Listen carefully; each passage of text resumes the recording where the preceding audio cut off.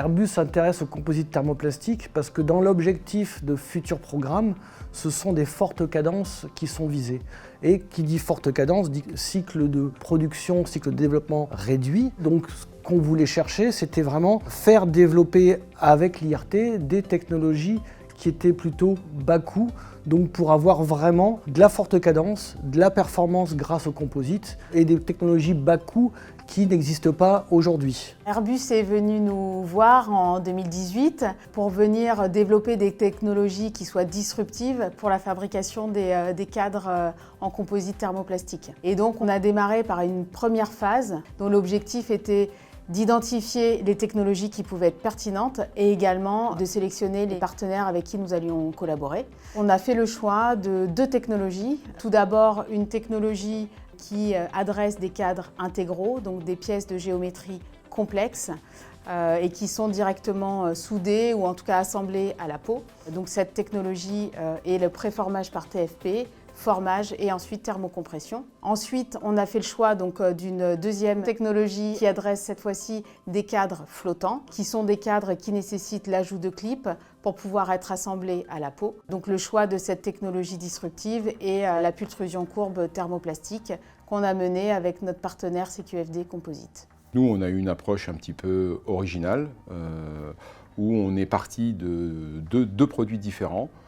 D'une part, des joncs téléguidés dans un outillage et ces joncs vont être recouverts de ce qu'on appelle des tapes et vont s'agglomérer tout en changeant de configuration puisque au début on bobine sur une forme ronde et on termine en sortie d'outillage sur la forme exigée par Airbus, donc qui est un profilé en forme de L, qui évolue et en courbure et en section tout au long du procédé. Donc c'est vraiment une complication nouvelle, on va dire, mais c'est aussi ce qui nous a permis aujourd'hui d'arriver à produire cette première arche continue et courbe et multi-axiale dans le cadre du projet. L'IRT Jules Verne a développé de son côté une autre approche en appuyant sur des fils commélés qui présentent l'avantage d'être des semi-produits particulièrement souples.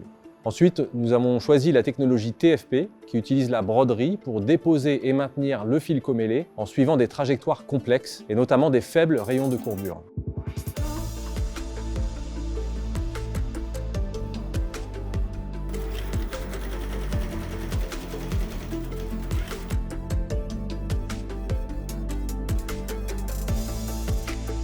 Ensuite, les préformes réalisées ont été formées à chaud, puis consolidées sous presse en moule contre moule. L'avantage de cette approche, c'est qu'elle donne une grande liberté de conception, comme l'intégration des clips de fuselage dans la pièce, tout en limitant fortement les pertes de matière, en comparaison au procédé de référence pour des pièces de ce type.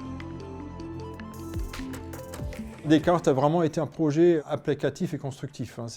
C'est très clair, c'est des projets comme nous chez Serra on les aime bien, ça veut dire que ça va ressortir quelque chose qu'on va appliquer.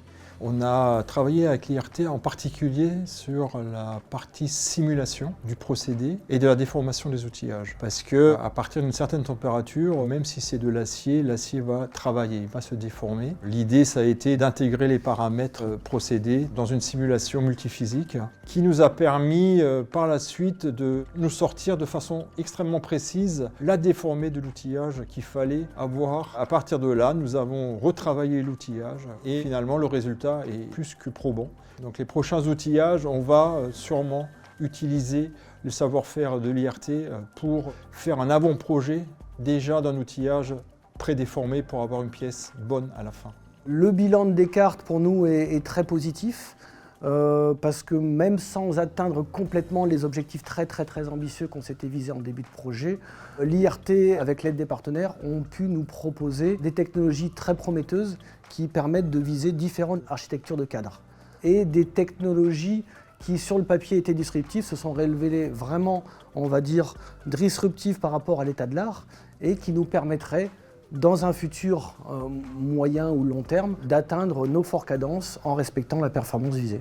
Le bilan, il est très positif, déjà d'un point de vue technologique, puisque différentes briques qu'on a pu développer vont pouvoir ensuite poursuivre leur développement, à la fois dans des projets de recherche, mais également dans de la prestation. Donc ça, c'est des éléments forts pour l'IRT. Également d'un point de vue humain, puisque c'est un projet de 6 ans et qui a mobilisé de nombreux partenaires et qui sont restés extrêmement impliqués. Et puis une équipe technique particulièrement aussi impliquée dans le travail dans la bonne humeur. humeur, donc c'est toujours un plaisir.